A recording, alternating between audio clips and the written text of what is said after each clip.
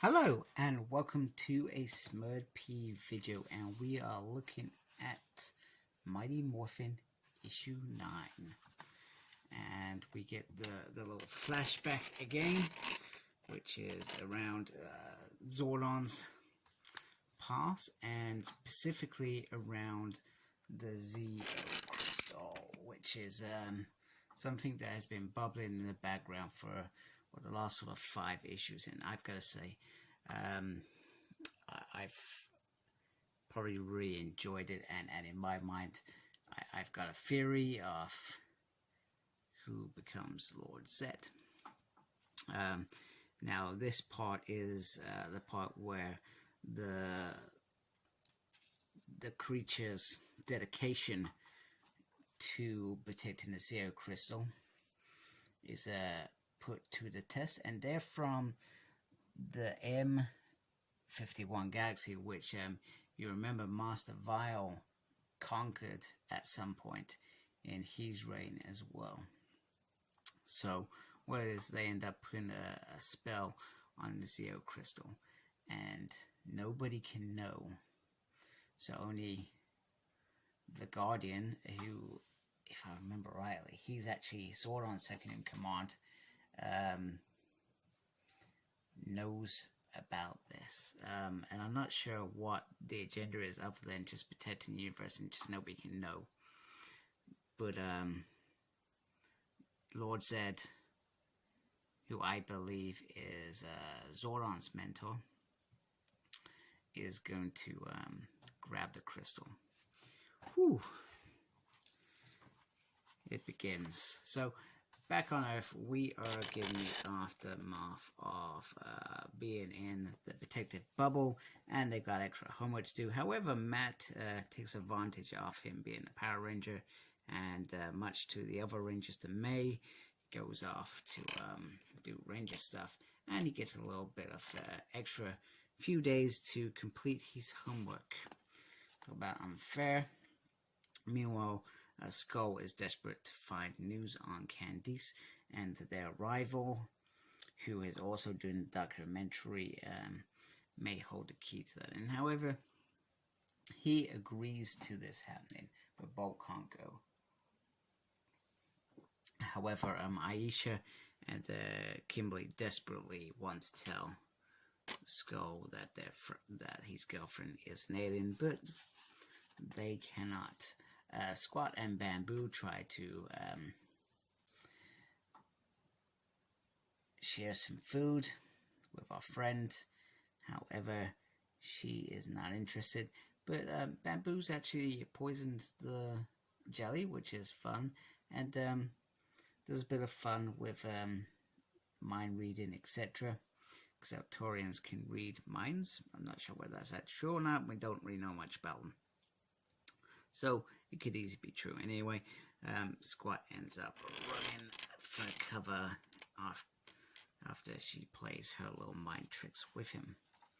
Meanwhile, the Rangers arrive to deal with an anomaly. So does Matt, who takes off his helmet, and it's you know, blah blah blah. Let's get into this. And Dog Putty comes flying out. But this whole couple of pages revolves around Matt and Tommy bickering like little ladies, which is kind of cool because I actually thought this would be the way that it would unfold between the two of them. So I actually feel like this adds a new dynamic to it. There's jealousies, etc. A bit of insecurities, a bit of newness, and they just end up bickering. Which is cool, and they're about to be taken out when, boom, the other Rangers use their power blaster on a putty. Wow. Overkill much? Literally, that's what they say. So all the other Rangers are called to the command center, apart from Billy. Because Billy betrayed them. So Zordon gives them the lowdown. So and Aisha has come clean that she knew as well. And they're all debating around what should happen, but one thing is evidence that Zordon has revoked some of Tommy's access to the command center until a replacement can be found. But the other thing is that I like is Zordon almost wants blind loyalty from the Rangers, and they can't make decisions. There's no collaboration there, which is sometimes not always good leadership. But where he comes from, that's how it happened. They showed faith, loyalty in their leaders, even if they disagreed with them. And that's what protected the world. So, some interesting dynamics there. Zartus arrives on Earth, and we get some more kind of, the Rangers see more to Zordon than what has been there. And there's been, over the last several issues, a few moments like this, where Zordon is more than just a head in a bubble, which is great. And when we hear about when he was a bit reckless, when he did lots of things. So, but one of the reasons he is there, he's there to collect his guardian, Zell, from Lord Zed. He also wants to invite the Rangers into the fold. And sorry, you can't do that. I'll work very well with my light shine like that. So he's also inviting them into there.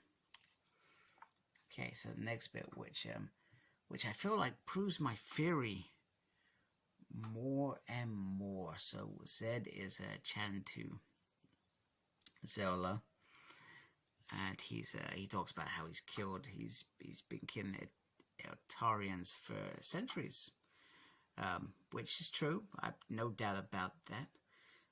But more important, he wants to talk about them, that they are conquerors. They're invaders. They hide behind a sword of order and shield of peace. And she's like, no, it's not true. Yeah, well, that's what would happen, because it's this blind faith that I'm talking about. That we've seen expected of the Rangers with Zordon. And he says, have you ever seen what happens to a world that doesn't agree with them joining them? And she calls him the Prince of Lies and all that crap. He says, yeah, I've had many names.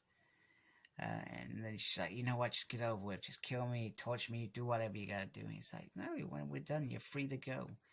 And you're free to go because I'm going to tell you a story from a very long time ago. Now, we already know, those who follow the chatty lines and whatnot, that issue 10 is going to be an Eltorian-focused issue. So that issue is going to be around Zordon, Zartus, and the other Eltorian, I can't remember his name. And I feel like it's all going to lead to this ultimate moment that creates Zed.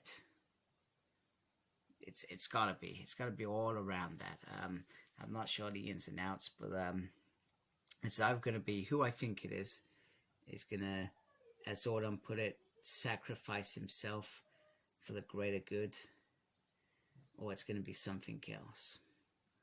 So by greater good, does he grab the crystal to stop Dark Spectre from getting it? Is that what he does? In the consequences, he blows up his face, and then he's picked up by Dark Spectre and twisted. I don't know, but I'm very interested to find what Ryan's take on this, because let's be honest, we only know that Zed's face was blown off, but we don't know how he became evil. We've seen how other villains have become evil, etc. Which is some fantastic work in Boom Studios worlds, filling those gaps. I love all that stuff. So very, very interesting to see how that unfolds in the next issue. And I'm probably really very, very excited by this next issue. Very excited. Probably there's a few things about the last sort of 9 issues that I don't know. It's just it's all new. So I'm not sure that I liked the Mighty Morphin Power Rangers. It all had a goal, but now I'm not sure. But I guess it's a journey that we're on, a journey. I'm not sure that I enjoyed the matte element of it, but we'll see. We'll see. Anyway, please subscribe to my channel. Really appreciate that. And follow me on Facebook, Instagram, Twitter. I don't really know how to do Twitter, but I'm on there. And check out my Tiger 1000 video. I've got a giveaway on there. And as always, embrace geekiness. Take care. Goodbye. Please like, comment, and subscribe to my channel. Follow me on Instagram, CyclopsSmurd. I'm on Twitter @SmurdP. No idea what I'm doing there. I'm also got a page on Facebook, SmurdP. And embrace the geekiness. Thank you for watching. Take care. Goodbye.